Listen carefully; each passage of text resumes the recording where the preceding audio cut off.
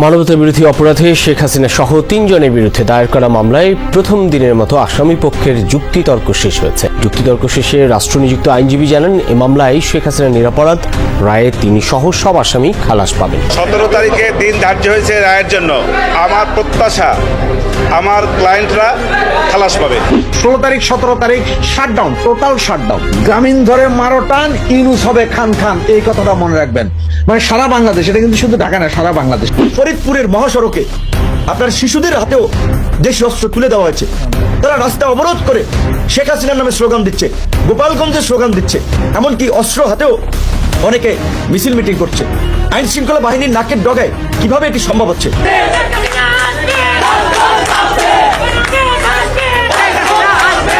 ১৩ November Awami লীগের ডাকা লকডাউনের প্রেক্ষিতে শেখ হাসিনার বিরুদ্ধে মামলার রায়ের তারিখ পুনরায় ধার্য করা হয় ১৭ নভেম্বর। তবে এবার ১৬ ও ১৭ নভেম্বর ঘিরে কমপ্লিট শাটডাউনের ঘোষণা দিয়েছে বাংলাদেশ আওয়ামী লীগ, যার প্রেক্ষিতে রাজপথে নেমেছে আওয়ামী লীগের নেতাকর্মীরা। তাদের একটাই দাবি, যে কোনো মূল্যে শেখ হাসিনাকে আবারও দেশে ফিরিয়ে আনবো।